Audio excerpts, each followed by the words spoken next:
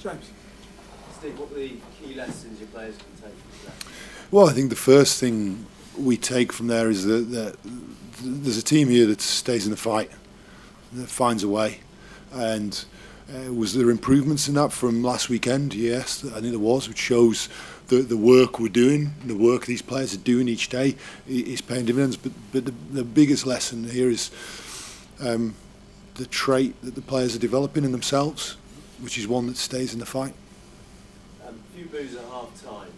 Do England fans maybe need to be a bit patient with this team, the way you're trying to evolve both attack and defence at the same time? Yeah, I didn't hear that, to be honest. What I saw was a team that was a support base that stuck with this team, was finding a way through that game. You look at that first half, and the team did a lot of good things. Disappointingly, we had a penalty count that was 6-0 at half-time and 2 sin bins, and ultimately, having put up with all that, 37 or 38 minutes was 7-5 down on the scoreboard, and could well have been realistically been level, could have 7-all. And until that 37 to 38th minute, that was the status of the game. And then Wales scored a great try, which they do, and the amount these guys had to defend, being with 13 men. But what I sensed at half-time was calm, composed, great leadership from Jamie, and a determination to find a way in the second half. You reverted to more of a kicking strategy in the second half. Does that just show how important that is in Test rugby? As much as it's nice to watch free-flowing rugby, that is the core. Yeah. It wins you games, and that's the balance you describe. Well, I think right now you see that, and Warren himself has written about the importance of kicking in Test rugby as part of it. I think that balance throughout. I think last weekend against Italy we went to the edge 17 times in attack. And today, on a very greasy day, we won't be too far short of that as well. So I think we're saying there are some developments and inroads in our attack. I think you've got a defence that wants to go and get the ball back, and the kicking is one way that transitions between the two.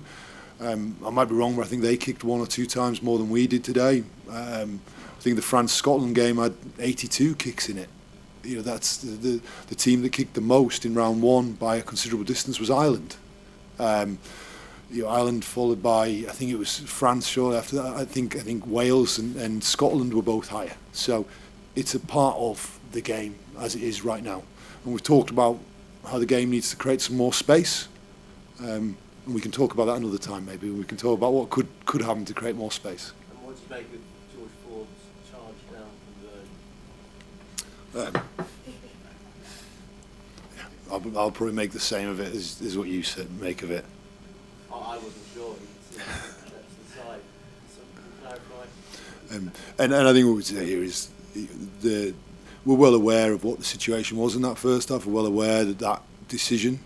We're well aware that it was 6-0 penalty count at half time. It was 2 yellow cards to 0 at half time, and I think we conceded 1 penalty in the second half. So we conceded 8 penalties last week and 7 penalties this week, which is the targets we discussed, wasn't it? And I think it was Maro Itoje who'd set the target for this week. Yep. Maro Itoje had set the target of 7, and the players achieved it. And for some reason they like to made it a little bit tricky by going 6 in the first half and 1 in the second half, but they found a way. Jamie, your thoughts? Progress, small steps? Yeah, I think so. I think there was definite progress off the back of last week. I think there were so many times in that first half in particular where our defence was under pressure, we were down numbers.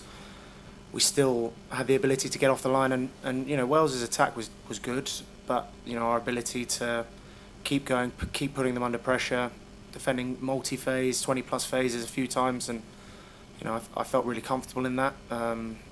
Look, it wasn't exactly how we wanted it to go. I'd prefer to keep 15 men on the field at Twickenham against Wales. We don't seem to be able to do that very often, so that would always be nice. But again, the fight and the character, the sort of team that we want to be, to come out on the positive end of that result is a huge step for us. Steve mentioned the penalty count. Do you feel like you're getting the rough end of the green? That's not the term I just made up. Don't know whether that's a term, but I understand what you're saying.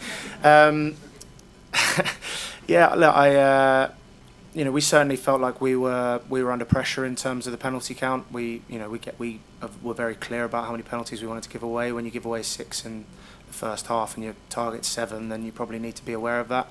I thought that we were in control of the game. I think we were a lot more confrontational in the first half, and usually when you get like that, probably you end up with a few more rewards than we did. But we're going to have a look back at it and see if we can do anything differently to try and rectify that.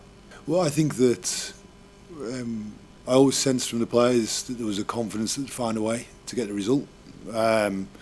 Secondly, I thought that the squad, you mentioned a couple there, but I think the squad had a big part to play today. I thought you saw big contributions from Dan Cole, Ellis Gench, Theo, Dan and Chandler came on and had big impacts in the game, as well as Danny Kerr.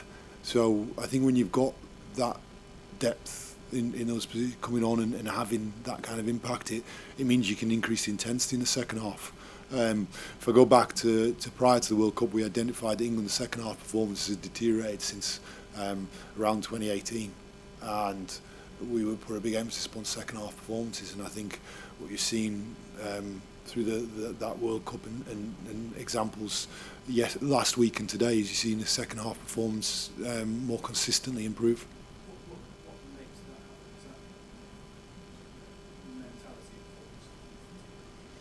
I think there's a number of things. One is around the use of the bench. 2 is around the condition of the players. 3 is around what you do tactically and what the opposition do. And I sense that the players, we've addressed it, talked about it. Players handle it. The bench have been superb. I thought the bench during the World Cup was superb, and I thought they have been since the start in the first 2 rounds of this tournament.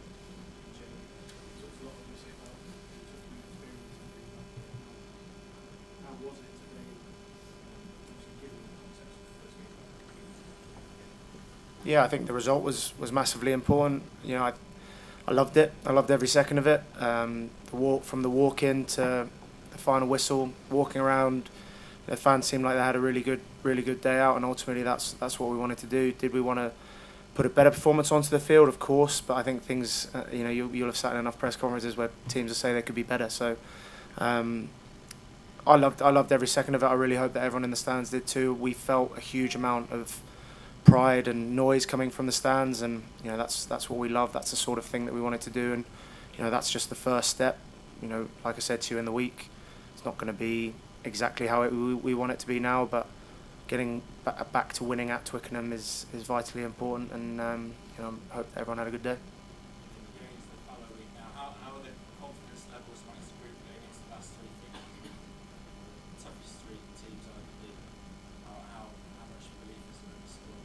Yeah, there's belief. I think the most important thing is that we can't get too far ahead of ourselves. I think we need to utilise this fallow week very importantly, because we've got a good opportunity to head home, rest up for a bit, and then really focus on what we need to do to get better, because we know that we're going to need to get better going up to Murrayfield.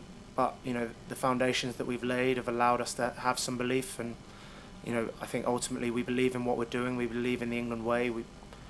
We want to continue and keep growing, and we've got the right people in the right place to be able to do that. So, a couple of weeks ahead, heading up to Murrayfield.